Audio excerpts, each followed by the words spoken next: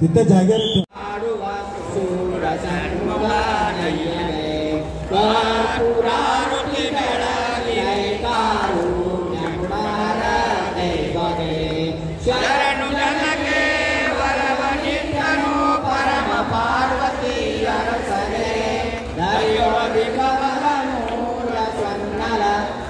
सिद्धाराम जय कर्पूरारुति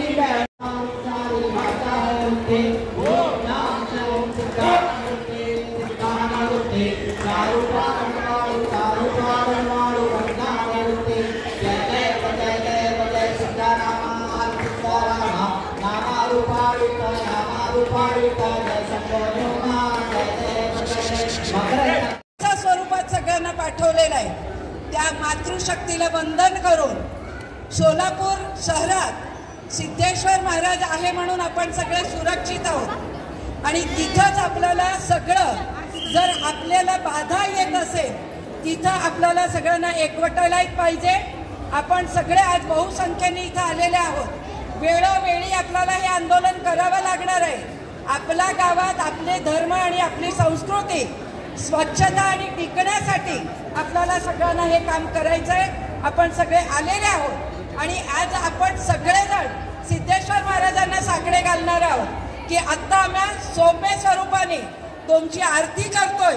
नंतर आम्ही सगळ्या ज्या मातृशक्ती आहे ते रणचंडिका पण होऊ शकतो, हातात शस्त्र घेऊ शकतो, आम्ही नवदुर्गा होऊ शकतो आणि ते स्वरूप आमचं येऊ देऊ नका, अंत पाहू नका।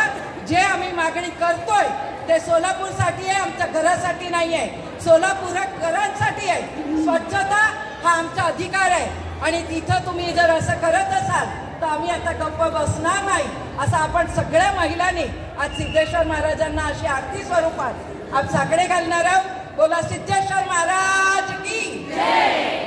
आयोजकांचे आभार मानूयात, त्यांना जोरदार टाळ्या देऊयात की इतक्या सगळ्या नारी शक्तीला त्यांनी, नारी शक्तीच नाही प्रत्येक सोलापूर वासियांना त्यांनी जागरूक केलेला आहे।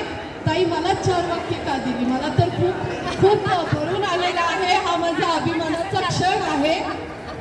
खरं तर शिवयोगी सिद्धरामेश्वर महाराज हे आपल्या प्रत्येकाच्या घरात आणि प्रत्येकाच्या हृदयात असलेले ग्रामदैवत आहे।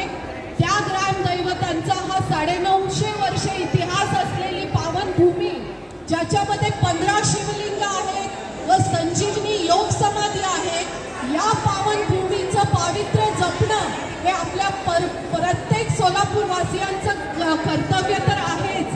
पण आता जो काही हा आपण आंदोलन केलेला आहे त्या विषयानुसार जे काही विष्णू घाटाच्या इथे असलेल्या स्वच्छतागृहाचे जे सांडपाणी आपल्या तलावाला आपल्याला सगळे हे खराब करत आहे, त्याची जबाबदारी ही आपल्या प्रत्येक सोलापूरवासियांची इथंच संपत नाही तर आज या महाआरती नंतर सुद्धा याचा